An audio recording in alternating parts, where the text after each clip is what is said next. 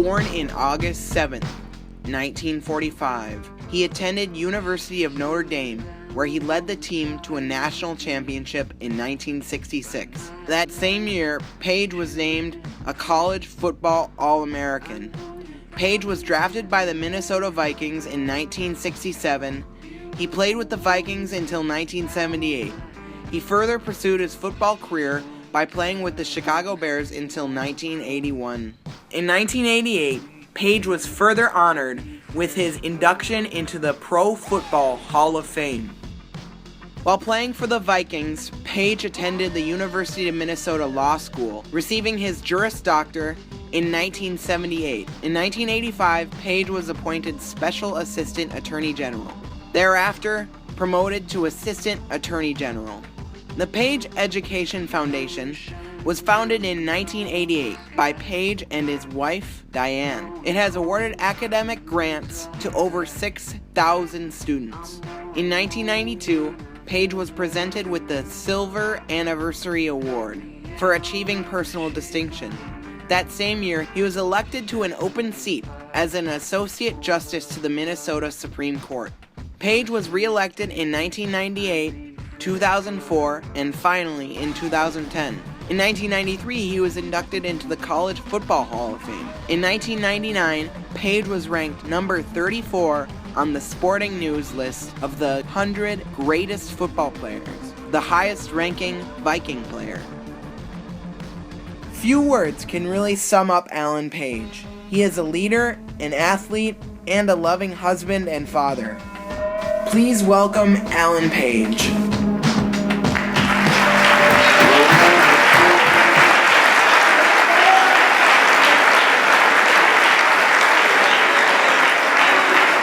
Good morning. Good morning. That was quite the video. Wonder who that was about. Let me begin by saying thank you for allowing me to share my thoughts with you here this morning. You know, in preparing my remarks, I was reminded of my law school experience, where I learned some pretty important lessons about preparation in my first year's contracts class. Instead of lecturing, I had this professor who believed strongly in the Socratic method, which you may know, and if you don't know yet, you'll find out one of these days, entails asking questions of those of us who are under-enlightened to help lead us to enlightenment, and includes a little intimidation along the way. I still get queasy when I think of the day that the professor had one of the guys in the class in tears. Now, even though I always came to class relatively well prepared and had performed as a football player in front of hundreds of thousands of people, I was quite frankly petrified at the idea that this professor would call on me. But making myself small and inconspicuous, however, was not one of the choices. After surviving the first few days of class, I noticed that the professor only called on people who looked like they were afraid, and he never called on people who raised their hands. So I started raising my hand. And for a while that tactic was rewarded. But then finally one day I raised my hand, and as luck would have it, the professor called on me. I stood up to answer the question, and my mind went blank. Unfortunately, it stayed blank. As I scrambled for a cohesive thought, I had momentary empathy for all those quarterbacks I'd been chasing for a living. But then eventually it hit me. I had to say something. Anything was better than silence. So I started speaking, and whatever I said must have been okay. But the lessons that I learned from that experience are these. First, that preparation is critical to success. And while good preparation in that context means coming to class with your assignments done, it also means being able to size up a situation and respond appropriately. Second, I learned that sometimes we create our own greatest obstacles, that our fears rather than the actual situation is what causes us to stumble. And third, and maybe the most important lesson I learned, is that when you're prepared, good preparation will allow you to pick yourself up if you do stumble. Now, having learned from that experience, what I'd like to do this morning is to focus on issues of character and issues of race. Your involvement collectively and individually and personally will determine our future. Now, some of you may be saying, well, wait a minute, what's wrong with this picture? How is it that we have this former football player standing in front of us talking about issues related to character and issues related to race? After all, we know that from our news media reports that football players aren't always the best example of good character. And we know that football players are really nothing more than dumb jocks. And defensive linemen, which I happen to be, have all been hit in the head at least one too many times. Thus, a little background is in order. My interest in these issues began long before I became a football player. I grew up in Canton, Ohio in the 1950s, a child of parents who knew and understood the importance of education. They made sure that I understood its importance also. And in their own way, they also understood the importance of seeking excellence. I can't tell you how many times I heard them say, no matter what you do in life, do it as well as you can. If you're going to be a garbage collector, be the best garbage collector you can be. If you're going to be a doctor, be the best doctor you can be. In addition, my parents made sure that I understood that I had to be a good citizen. Now, Canton, Ohio is the home, as you may know, of the National Football League Hall of Fame. To say that in that community football was important would be a gross understatement. Growing up there, a couple of things struck me early on. One was the fact that opportunities for some like me were generally limited. If things went well, I might be able to find a job in a steel mill. Now, don't get me wrong, there's nothing wrong with jobs in steel mills. But for me, I recognized early on that because of the dangerous, dirty, and most importantly for me, repetitious nature of the work, it wouldn't be a good fit. I was also struck by stories I'd heard about lawyers, how they drove big fancy cars, made lots of money, and spent Wednesday afternoons playing golf.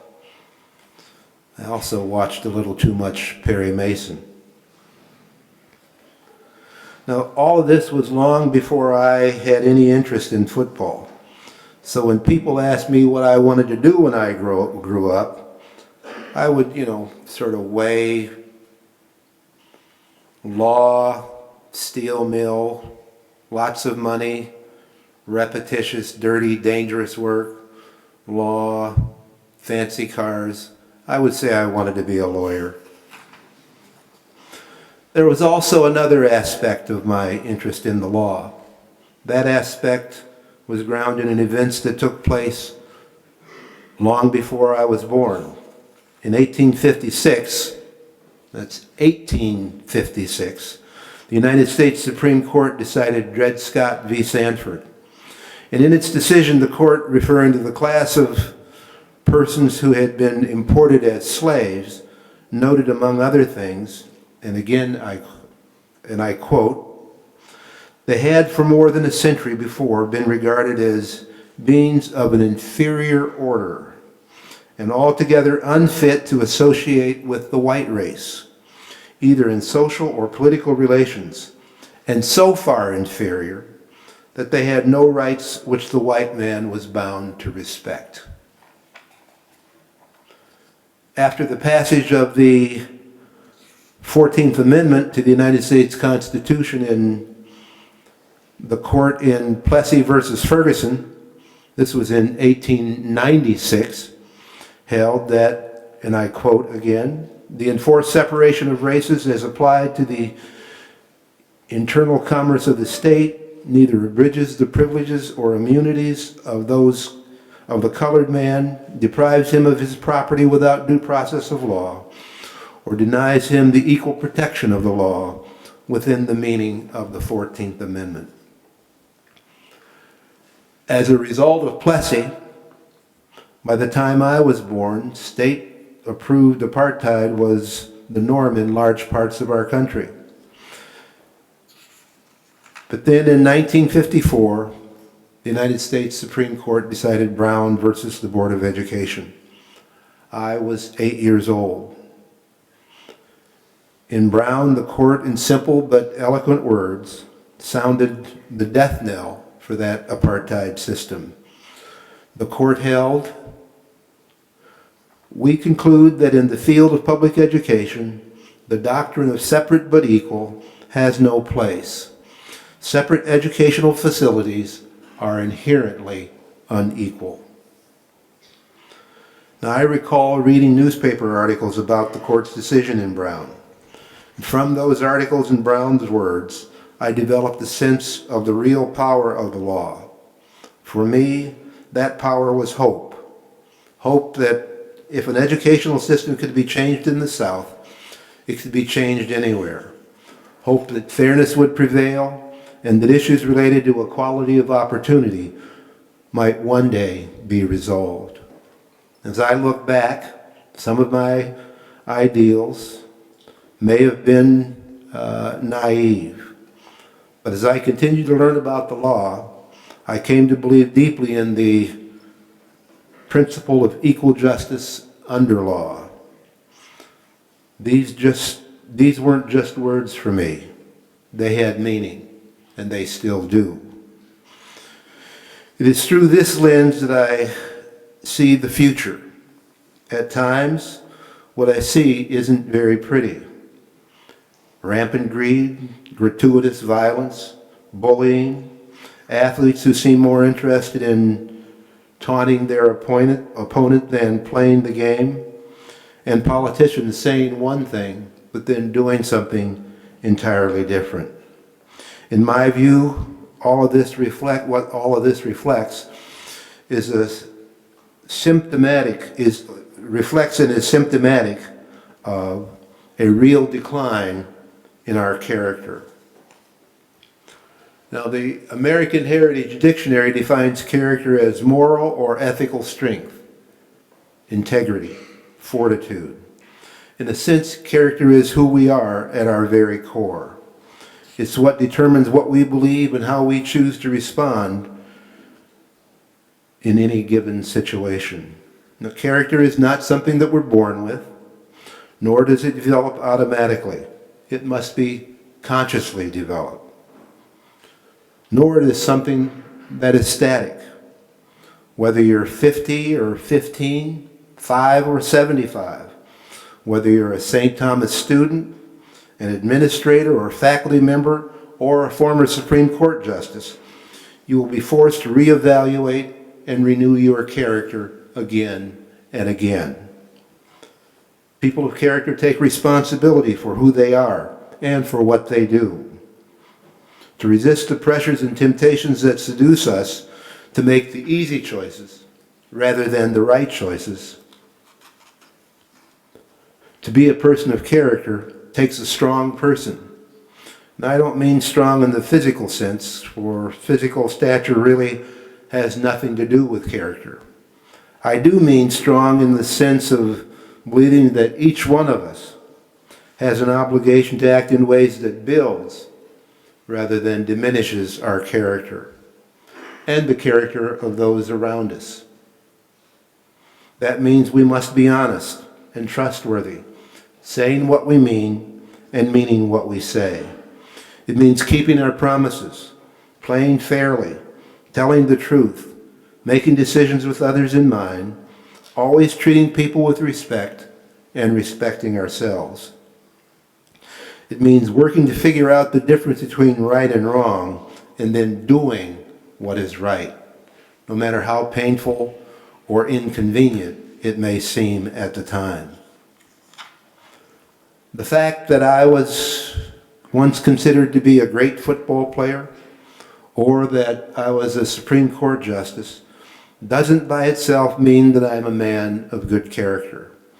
The fact that the color of your skin may be different from mine doesn't mean that I am not a man of good character.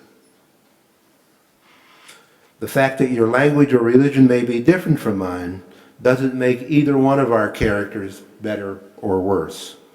The outward differences which identify us as individuals do not define the content of our character. That is only defined on an ongoing basis by how we act. Finally, there is the issue of race. Now, I recognize that discussions of race can be extremely uncomfortable and are never easy.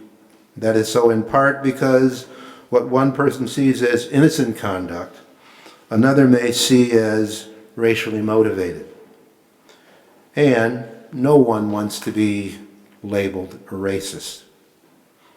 Moreover, even innocent conduct can have a negative effect when it comes to issues of race. Sometimes the race card is openly and blatantly played. Sometimes its use is more subtle. And sometimes the card being played isn't the race card at all. But the effect is such that there is a racial impact. Clearly, things have changed for the better. Now, you all are too young to have seen any of this in person.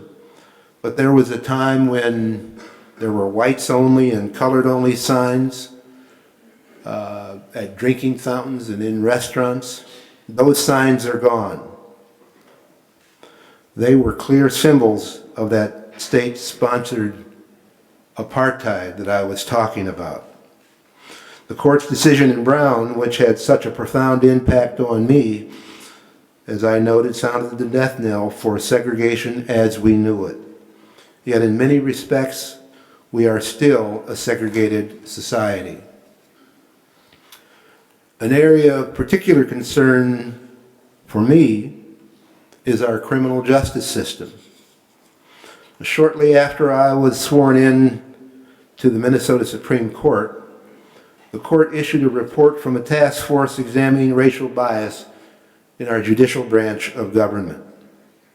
The task force found that everything else being equal, people of color were arrested more often, charged more often, given higher bail, tougher plea bargains, less fair trials, and far longer sentences.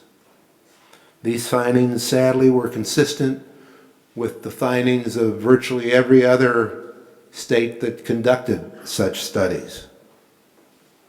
And unfortunately, during my time on the court, we did not eliminate those disparities. Emma Lazarus, the poet who penned the words, "Give me your tired, your poor, your huddled masses yearning to be free," also wrote these words, "Until we are all free, we are none of us free." I would simply say, with apologies to Emma Lazarus, until we all receive justice, we will none of us receive justice. To me, there is something fundamentally wrong when the judicial branch of our government, the one branch designed to protect individual rights and to ensure fairness, consistently and persistently denies equal justice to our communities of color. Now, given the disparities that we see in our criminal justice systems across the country, we should not be all that surprised that there appears to be a disparity in the number of unarmed people of color who end up dying in police custody. What I find both surprising and disturbing is the suggestion from some quarters that simply because these people had allegedly committed some crime, they somehow deserve what happened to them. Let me be clear. Police abuse of citizens is unacceptable and cannot be tolerated in a civilized society. Such abuse must be condemned in the strongest terms. And we must hold those who engage in such abuse accountable to the full extent of the law. That said, the ease with which some people condemn all law enforcement officers for the bad acts of a few is no less disturbing. The lack of empathy and understanding embodied in these views is dangerous to our democracy, because those who hold such views do not believe in equal justice under the law. Moreover, as Thomas Paine once said, and I quote, "An avidity to punish is always dangerous to liberty. It leads men to stretch, to misrepresent, and to misapply even the best of laws. He that would make his own liberty secure must guard even his enemy from oppression. For if he violates this duty, he establishes a precedent that will reach unto himself." When it comes to race, is there always active prejudice at work? Sometimes, but not always. Some of the policies and procedures that lead to the overrepresentation in our prison population and underrepresentation virtually everywhere else for people of color stem from well-intentioned, if naive, efforts to demonstrate that our society is colorblind. Other policies and procedures seem to result more from indifference than from outright prejudice. But whatever the reason, the outcome remains the same. While we may be better at covering up our biases, making bias harder to detect is not the same as making it go away. Living in a colorblind society should not require that we live in a society that is blind to racial injustice. What can you do? What can we do? Identifying the problem and complaining is simply not good enough. Rhetoric without action is self-defeating. Lashing out in anger in the streets is both ineffective and counterproductive. One thing, however, that we can all do is to examine our own biases and set aside our own prejudices based on stereotypical views of people who are different from us. We need to make sure that our actions with respect to other people are based on the individual rather than some perceived characteristics of a disfavored racial group. Now, because the problems facing us seem complex, we tend to think in terms of complex solutions. Or we think it's, quite frankly, somebody else's problem. As a result, individual effort seems insignificant. But I believe the steps that we take individually are significant. Ultimately, whether we're talking about character or race, the problems we face are people problems, and the solutions will be found in the involvement of people like me and people like all of you. Some would say, no, the problems are too big and too complex for one person to impact. Now, I believe those people are wrong. You don't need to be a football hero or a Supreme Court justice to make change happen. Everyone here, and I emphasize everyone here,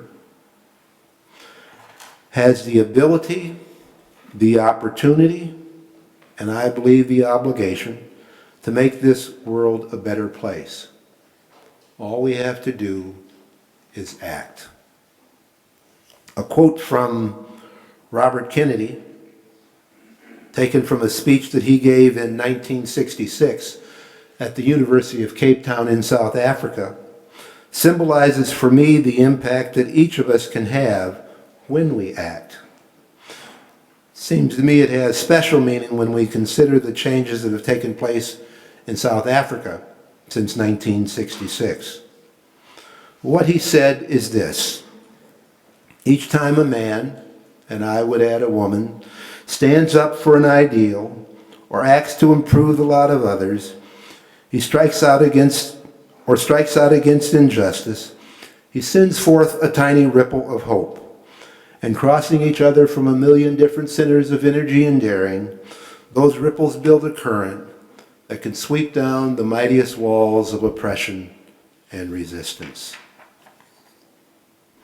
When we put our hearts, our minds, and our bodies to the task, when we act, we can change our individual as well as our collective character and begin to address the seemingly intractable problems of race. In the process, we can bend the arc of history towards peace and justice for all. As the noted environmentalist and child author Dr. Seuss said in the Lorax, unless someone like you cares a whole awful lot, nothing is going to get better. It is not. Thank you.